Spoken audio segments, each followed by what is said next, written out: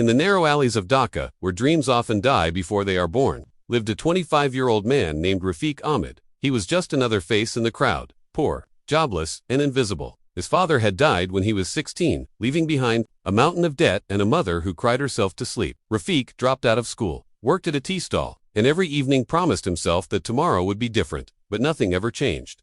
Until one day, it did. The was sitting in an old internet cafe with barely 30 taka in his pocket. He checked his email, mostly spam, but one caught his eye. Dear Rafiq Ahmed, you have been shortlisted for a digital marketing training program sponsored by a Canadian NGO. Join our Zoom interview tomorrow at 9 a.m. It was a scam, clearly, but desperation makes fools out of men. The next day, he put on his only clean shirt, combed his hair, and walked to the cafe again. He didn't have the Zoom app, didn't know how to install it, but the cafe boy, Manik, helped him. There were 30 people in the call. The trainer's voice had a Western accent. The words sounded legitimate. Rafiq answered a few basic questions. Then the trainer said, "Congratulations, you've been selected. There's a one-time processing fee of 500 taka." And that was the end of it. Rafiq went home, sold his old phone, paid the fee, and waited. 3 days later, he got an online certificate and access to a Dropbox folder full of PDFs. Most people would call it a scam and move on. But Rafiq saw something else. Opportunity, the fake guru. Over the next 4 weeks, he read every file in that Dropbox folder: marketing techniques, affiliate links, lead generation tactics, branding hacks. They were basic, but for someone like Rafiq, it was gold. Then he had an idea. He created a fake persona named Daniel Roy, a Canadian digital marketing consultant. He used a free VPN to get a Canadian IP, opened a Fiverr profile, created a fake LinkedIn page, and uploaded his certificate from the training program. He watched YouTube videos on how to speak like a native English speaker. Within a month, his Fiverr account had 12 orders. He didn't know how to do half the tasks, but he copied answers from ChatGPT, YouTube, and forums. He delivered work with fake confidence, and people loved it. The big break one day. A client from Dubai asked Daniel Roy to manage a $5,000 ad campaign. Rafiq panicked. He had never handled anything beyond $20, but then he remembered something from one of the PDFs. When you don't know how to do it, outsource it for cheap and add your own markup. So he went on a Facebook group, found a real Bangladeshi freelancer willing to do the job for $400. He charged the Dubai client $800. The client paid up front. The freelancer did a great job. Rafiq earned $400 profit for doing nothing but acting. As the middleman, he had just discovered the oldest trick in the business world: fake it till you make it. The cheating grows. Within 6 months, Daniel Roy had earned $15,000 on Fiverr. Rafiq started renting a small apartment, bought an iPhone, and even hired a virtual assistant from the Philippines to manage his inbox. But the cheating grew deeper. He created 3 more fake profiles: Emily Clark, Jay Singh, and Peter Khan. Each had different services, voices, and backgrounds. Whenever clients hesitated, he'd use fake reviews from his other accounts to build trust. He was gaming the system, and the system didn't notice. Moral conflict every night. When Rafiq lay in bed, he wondered, am I a fraud? But when he saw his mother sleeping peacefully, her medicines paid for, her sadness slowly fading, he felt justified. The world had cheated him for so long. Now, it was his turn. The first threat. One day, he received an email. Dear Daniel Roy, suspect your account activity violates Fiverr's terms. Please verify your identity within 5 days. Rafiq froze. He didn't have a Canadian passport. He didn't even have a Bangladeshi one that looked clean enough. He stayed up all night, thought of deleting the account, thought of running away. But then, he got an idea. He paid $200 to a forger on Telegram to create a fake Canadian passport with the name Daniel Roy. He submitted it. 3 days later, Fiverr approved it. Rafiq realized something that changed everything. Confidence can get you caught, but cleverness can set you free. Cliffhanger ending by the end of the year.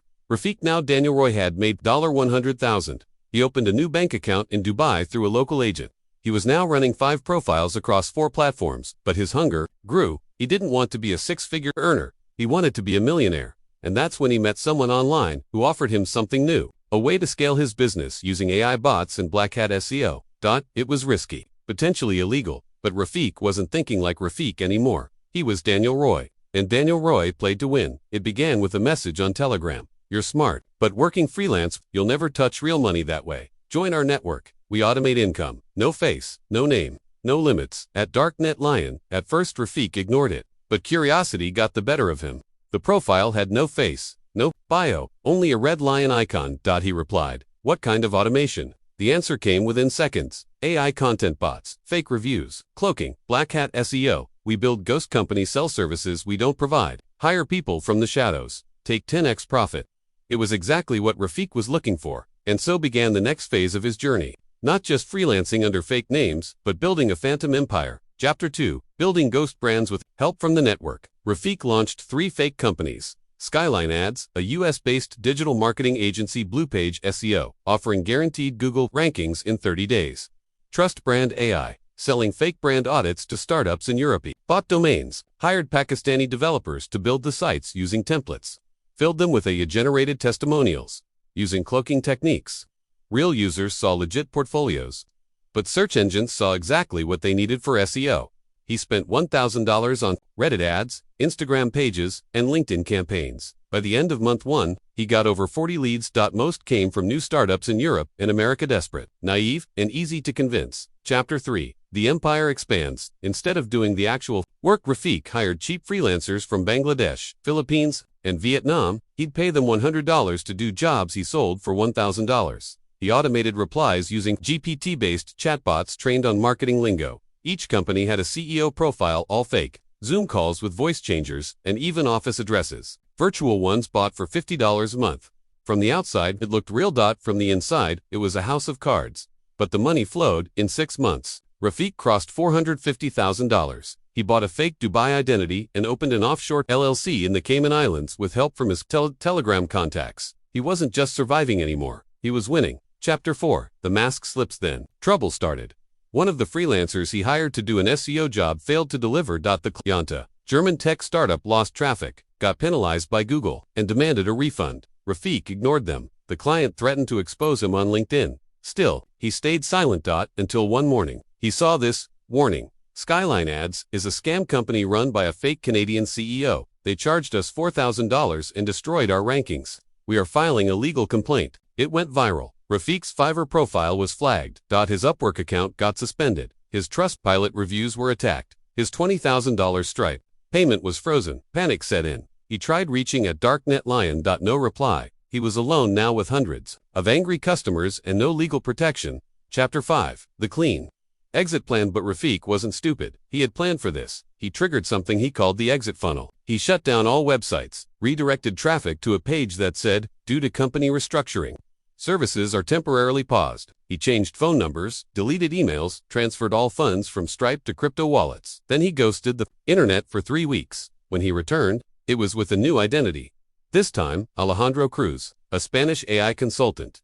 He launched a new brand, Quantalize, AI focused only on high-end AI consulting services, fully fake. But now he was smarter. He vetted every freelancer. He used crypto for payments. He never used his real IP. He didn't overpromise. He started offering 1-month trial plans with no refund policies, and clients still came. Chapter 6, The Million Mark. On a rainy night in Dhaka, Rafiq sat in his luxury apartment, sipping imported coffee. His bank accounts, crypto wallets, and PayPal balances crossed $1.2 million United States dollars. He had gone from T-boy to millionaire. No office, no employees, no real product, only illusion and systems. He called his mother to say he was okay. She thought he was a real consultant in Canada. He didn't correct her. Let the lie live. Let the mask remain. Chapter 7, A Shadow from the Past. But just when everything seemed perfect, an email came from a Proton Mail address. Subject: We know who you are, Rafiq. No. Message: just a screenshot of him walking in Banani with a note. Stop now, or everything burns. His hands trembled. Who sent it? A victim, a jealous freelancer, or someone from the Darknet network? He searched for, at Darknet Lion again. This time, the username was gone. Wiped. Vanished. The shadows that had helped him rise were now turning against him. Rafiq tried to ignore it. He thought maybe it was a bluff, but the second email arrived 2 days later. This time, it had links. One was a draft of a Reddit post titled, From Dhaka to Dubai: How This Man Scammed His Way to $1.2 million. Another was a full folder of his fake documents, passports, Fiverr invoices, Zoom call clips using voice changers, even screenshots of his conversations with Darknet Lion. Someone had everything. And the email ended with one line: 1 week, $300,000 in crypto, or we expose you. Chapter 2, Options. He considered paying, but then what? They'd just ask again. He considered disappearing. But where would he go? He was already hidden behind masks. His crypto was clean, but his face wasn't. And worse, he had grown too comfortable. Too proud. He had crossed that thin line between survivor and criminal. For the first time in years, he felt poor. Again, not in money, but in power. And that was his biggest fear. Chapter 3. Meeting the enemy. So Rafiq decided to fight. He traced the email metadata, masked IPs, disposable domains. But there was one slip. One screenshot had a timestamp in Bangladesh Standard Time. He narrowed it down to someone local. It had to be a freelancer he underpaid or fired. He called in a favor from a white hat hacker he once helped. After 3 days of digging, the name popped up. Riaz Mahmood, a coder he once scammed, paid him $80 for a $500 job. Blocked him when he asked for more. Rafiq found his Facebook. He was now working at a local cybersecurity firm. He waited outside one day after work. No threats, no violence, just a quiet conversation. Rafiq offered him $10,000 in cash and an apology. Riaz laughed. "You don't get it, bro. I don't want your money. I want your story to die." Then he walked away, and Rafiq knew some people can't be bought. Chapter 4. Collapse begins that night. It started, a viral Reddit post, a YouTube expose by an ex-client titled, "The Fake CEO Who Stole $50,000 from Me." His Fiverr alias was banned. His Upwork profile got blacklisted. One of his crypto wallets was flagged in an anti-money laundering list. And worst of all, his mother saw a Facebook post calling him a fraud. She called him in tears. "Tell me it's not true. Rafiq, you promised me you were doing honest work." He couldn't speak. The silence was enough. She hung up. Chapter 5. What's left in the span of 14 days. Everything he built crumbled. He still had money. $600,000 sitting in cold wallets, but no name, no brand, no future. He flew to Malaysia, trying to lay low, rented a small flat under a fake ID. Every day, he woke up rich, but every night, he felt empty, because he had no one left to lie to. Chapter 6. Redemption or Revenge. One morning, he opened his laptop and began typing something different. Not a scam, not a fake brand, but a blog post. Titled, "How I Cheated My Way to $1 million and Why It Almost Killed Me." He published it anonymously. Within hours, it blew up on Hacker News and Twitter. People debated, was he a criminal or a genius? Some called for his arrest. Others offered him jobs in cybersecurity. He didn't reply to any, but something changed. For the first time in years, he wasn't hiding behind a name. He was Rafiq again.